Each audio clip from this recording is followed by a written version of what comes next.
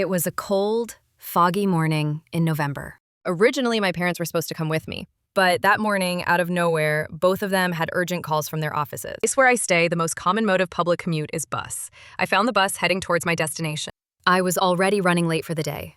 I had some important work to finish across town. The moment I stepped inside, an icy chill swept through me. As I approached my seat, I noticed the woman seated in front of me staring, with a surprised expression. Before I could process it, an awful stench hit me. Rotten, sour. It was probably coming from the seat behind. But here's the strange part. No one else seemed to notice it. Everyone looked normal, calm, confused. I turned slightly to check the seat behind me, and that's when I froze. I saw a child's body.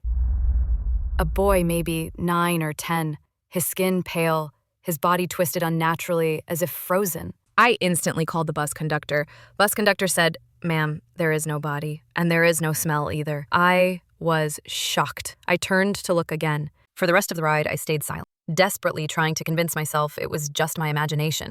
Finally, the bus reached my stop. I got down, still shaken, and began walking toward my destination. The woman from the bus, the one who'd stared at me earlier, was following me. I stopped. She approached quickly, face pale with fear. "Did you also see the dead child's body?" My heart skipped. "Yes," almost trembling. She let out a shaky breath. "I saw it too. That's why I reacted when you sat there." Her words made everything fall into place.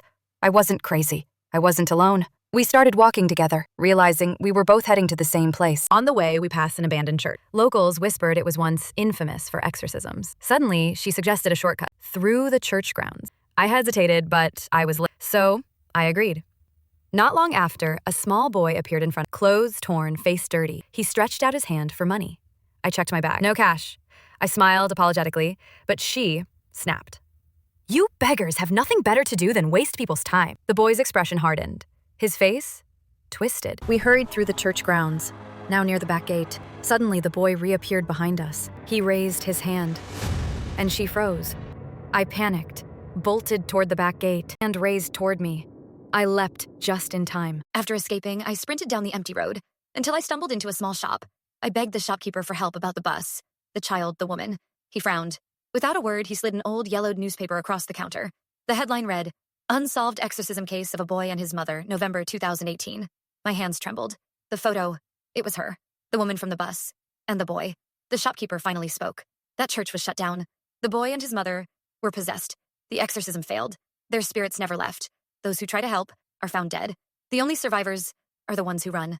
I thought of her, frozen in terror, and me, running. What if I had gone back to save her?